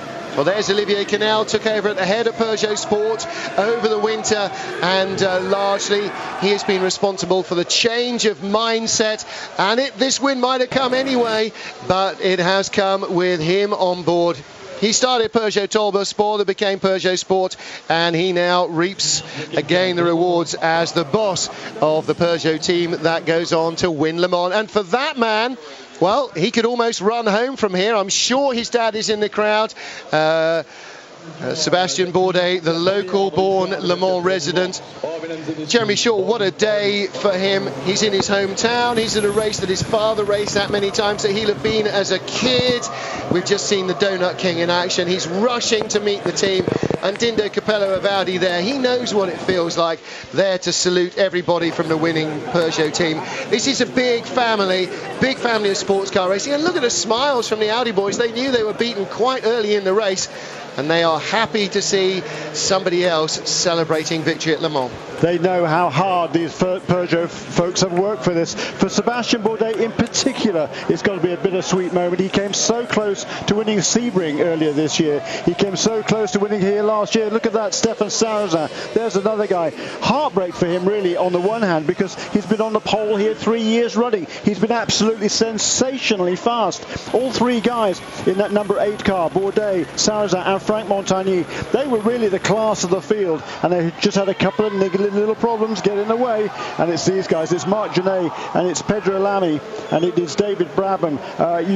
Your hats off to them. They've done the perfect job, haven't they, which is what Audi have done these so many years at Le Mans. Such an emotional day here. We're just seeing this just tons of people and everybody's so excited. It's a French win, and I love to see that the Audi and Peugeot are embracing each other and saying well done to each other, because it's been a fair fight, and I think Audi knows, like you said, Martin, that they were the fair winners this year, and really that's what endurance racing is all about, is the sportsmanship. It's saying the better man won today, and I think that's really nice to see. Well, those guys know what it takes, they know what it feels like, they know what's in store as well, and actually they might be slightly relieved they're not going to have to spend the next 12 months doing all the PR work that the Peugeot drivers are going to have to do, because boy are they going to have to do some. But yeah, it is. You could see Nishi there just taking the mickey out of Brabs, long-term friends and close rivals. And yeah, I've been in that room with the winning drivers and I've seen the jubilation. You just feel the excitement and the release of tension in the air. You can breathe it in. It's just a wonderfully exhilarating place. And Christophe Peugeot and Olivier Canal, the architects of this year's triumph, well, they're there to celebrate victory. And the Audi boys, well, like I said, like Dr. Horry said, sooner or later it has to come to an end. It doesn't make it any easier, but it will come. And they're the tall figure of Ralph Juttner. Well, Sébastien Bourdais, like Stéphane Sarrazin and probably Franck Montagny, not looking as overjoyed as the other two crews in the room. In days gone by, Jeremy, they would have been the hares, wouldn't they? They are the Grand Prix drivers, the real speed specialists. They'd have been sent out to break the opposition, perhaps at the expense of their own car. And here they were that quick, but in the end, well, they broke the opposition, and it was at the expense of their own car. Yeah, as I say, it's a really bittersweet moment. They've contributed so much to this victory. They've worked really hard on developing this car over the winter, all 9 drivers. Yep. And the drivers have driven for them over the last couple of years as well. And it's just a huge accomplishment, but they're just struggling with their own emotions because they so wanted to win this race. 3 French drivers en France on Le Mans. So in the shade of the tricolore coming out onto the podium here at Le Mans, so many times we've seen these drivers. Tom Christensen isn't yet with them, but Dindo Capello and Alain McNish walk out onto the podium at Le Mans. Last year they were the last to be called. This year they're the first. In 3rd position, Audi R15 TDI, Tom Christensen, Dindo Capello, Alain McNish. In 2nd place, the Peugeot 908 HDI crew, Sébastien Bourdais, Franck Montagny and Stéphane Sarrazin. Bourdais, the local hero here at Le Mans. Many fans will have watched him race here before. And onto the top step of the podium as the crowd will undoubtedly erupt. Peugeot's winners at Le Mans, the crew of car number 9. Leading them out, the man that finished the anchor leg, Marc Genet. Behind him, David Brabham, and still the tallest of the crew, Alexander Wurz. Wurz, in his third appearance at Le Mans, claiming his second outright win. That man is some kind of a victory totem as well. He said at the weekend started, I've won once, I've been fifth, I want to bring the average back up. Well done, Alex. You've done pretty well on that average. Well, there truly is no feeling like this. I've not stood on the podium at Le Mans, but knowing what it feels like to stand on the top step, it is truly an incredible experience. I can't even imagine the emotion they're going through right now.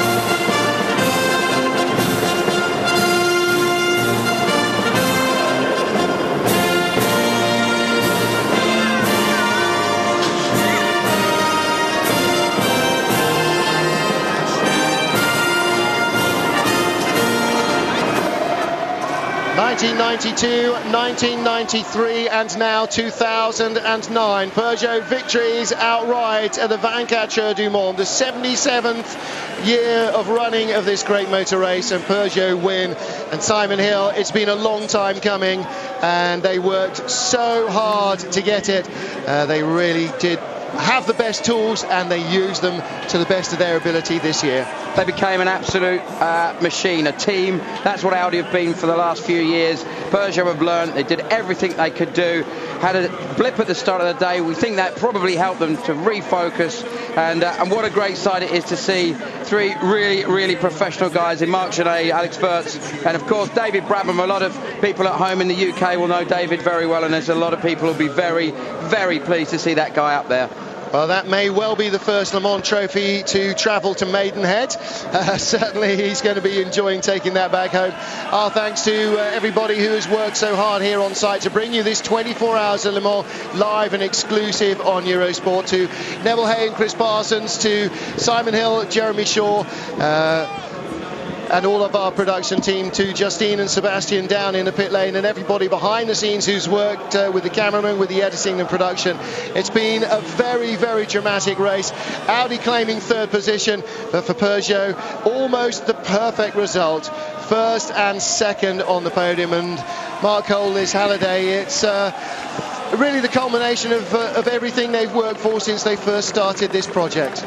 Well, I remember when this car first came on track in 2007, and everybody was amazed just even at the coupe design, and it was such a new thing. And now obviously that's moved on, and like we've said so many times, it's the third year of the car. Everybody said it's their last chance, and here we are. They're on the top step of the podium and the second step. This is a really big day for Peugeot, like we've been saying. I think what are we going to have next year? That's all I can think is what is the next step. The other thing, the next step for Peugeot, they've got to conquer America now. They've got to get over there and beat Audi in one of the big races at Sebring or at Petit Le Mans even. And don't forget, we've still got the Le Mans series running here in Europe. 3 races still to go. They're all going to be live on Eurosport. Peugeot hasn't yet said they're going to be coming to all of them, nor has Audi, but we hope they will continue this great battle. Well, there are the fabulous Le Mans Winners' Trophy. Brabs has already got one for an IMSA class victory from nearly a decade ago, but now he's got the solid gold easy action top step of the podium, and that will not be going back to anyone's house but his own. First at Le Mans. 2 of the 3 Brabham brothers have now stood on the top step, and both of them have won this race for the same company, for Peugeot, and over nearly 15 years apart. So a remarkable achievement for Peugeot, coming first and second here at one of the roughest, toughest Le Mans in memory.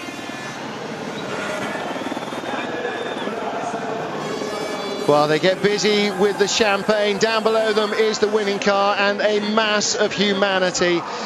And that is it really from Le Mans. So on behalf of everybody here, my thanks to Mark Hole, Liz Halliday and the others. Guys, it's been a pleasure. We hope you've enjoyed Le Mans 2009, and if you have, it's been great. Come back for Le Mans 2010. We'll see you then. Next year. Bye for now.